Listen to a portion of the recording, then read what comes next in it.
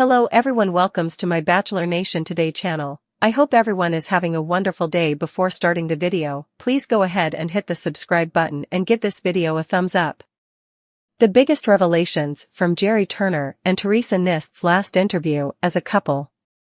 Numerous details regarding Gerry Turner and Theresa Nist's relationship were disclosed in their final interview together.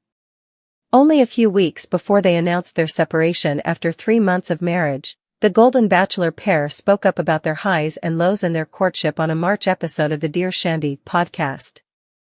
On the April 12th episode of Good Morning America, 72-year-old Gerry disclosed, "Theresa and I have had a number of heart-to-heart conversations, and we've looked closely at our situation, our living situation, and we've kind of come to the conclusion mutually that it's time for us to dissolve our marriage." He went on to say that it would be best for the happiness of each of us to live apart. That same day, Us Weekly revealed that Gerry had filed for divorce in his hometown of Indianapolis, citing an irretrievable breakdown as the cause of the separation. Gerry and Theresa, 70, will return the wedding rings they exchanged during their live TV ceremony in January, in accordance with their prenuptial agreement. "I believe that to be the rule, and I believe I must return this ring," regretfully, Theresa stated to GMA. "But the thing is, we don't have to return the memories." Before they got divorced, Gerry and Theresa discussed the following details about their relationship on the Dear Shandy podcast.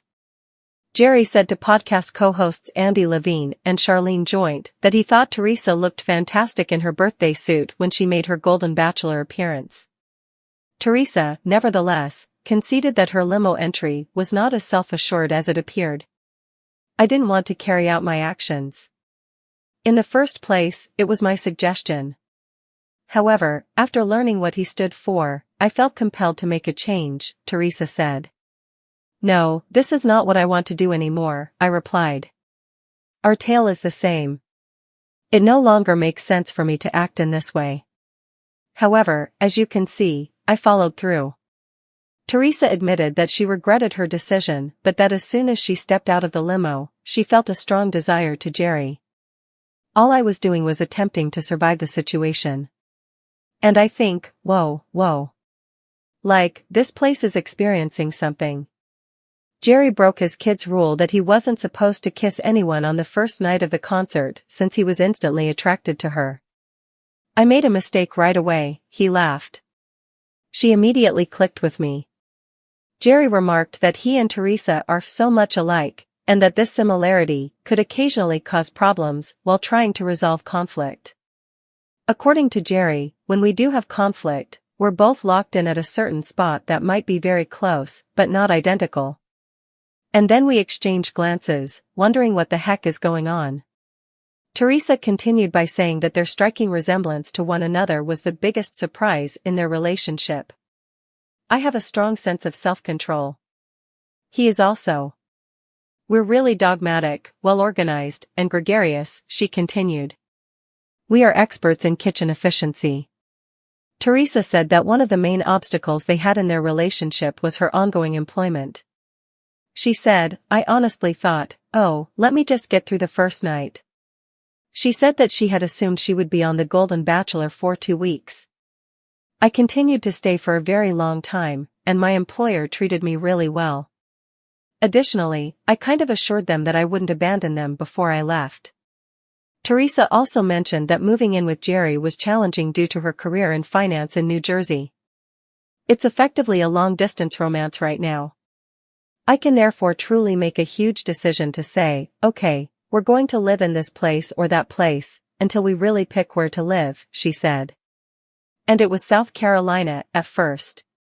Whether that is the case or not is yet unknown. Over his feelings over Theresa's career, Gerry claimed he would go through phases. "The challenging aspect, I suppose, is that I've been retired for a while and I went on this show to find my companion. I was looking for adventure and enjoyment." He admitted, "I wanted to go do things." So, the main question at hand is, when does that begin? "I believe that having the freedom to go and enjoy life is far more important than having a particular living arrangement." Theresa described how she and Gerry fought, saying, "We yell and scream and then say sorry, and then, we're better for it." Gerry countered that Theresa was better at saying sorry than he was, calling their fighting style intellectual jousting. He went on, "We both need to put aside our need to be right or to prove our own points in order to find a middle ground." Strangely enough, I became a mediator in my second career after retiring.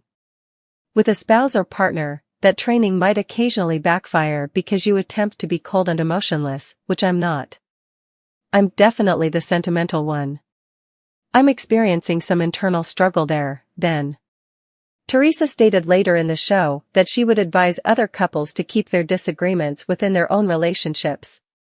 "Don't talk to other people about problems in your relationship," she said. "Don't discuss it with anyone else.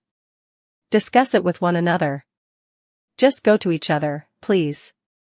Regarding her experience on the first season of the ABC dating show, Theresa stated, "I learned that you don't have to know each other that long to know that there is something and there's a connection and that it works, that it would have taken a lot longer than this to get to the point that we're at. It's unbelievable that we succeeded and that this procedure worked. I didn't enter this knowing that this would be the outcome." Gerry, on the other hand, claimed that after seeing The Golden Bachelor, he realized that falling into a relationship, at an older age, would be easier. He said, "You still have to work hard. You still need to learn the other person's love language and show them respect. To establish a relationship, all of the work remains on you." Gerry went on, "That was made a little more difficult for us in a way because we married and then began the process of getting to know each other, which is the opposite of what 99.9% of people do in the world. And while it has been positive, things are not simple. We truly need to put forth effort to get to know one another and find common ground." How number one public enemy Gerry Turner went from fan favorite Gerry Turner became the most despised person in America while being the hero chosen to preserve the Bachelor brand. For an intimate look at his quick decline from grace, continue reading. The eagerly anticipated Golden Bachelor spin-off from ABC's hit Bachelor series made its premiere in 2023. But older folks stole the show, looking for another shot at love, rather than the 20-somethings. It appeared like Gerry Turner had it everything. Gerry, a former restaurateur, was the first Golden Bachelor on ABC's popular reality show. His estimated net worth is $1.5 million. Having lost his wife Toni to cancer in 2017, he was a widower and father of 2 children. In order to discover the ideal woman to spend the rest of his life with, Gerry started a nationwide search. In the season finale, Gerry asked Theresa Nist to marry him after selecting her from a pool of 22 women, and she said yes. Viewers around the nation were moved by Gerry Turner's candor and real bonds with the women on the show. But Gerry's happy ending took a turn for the worst when accusations began to circulate, threatening to destroy his carefully manicured reputation. In November 2023, The Hollywood Reporter released an exposé that purportedly revealed a more sinister aspect of The Golden Bachelor. The allegation that Gerry had lied to the public about his dating past following the loss of his wife was at the center of the dispute. According to rumors, he was meeting other women while still grieving for his deceased spouse, which went against his public image as a loving widower.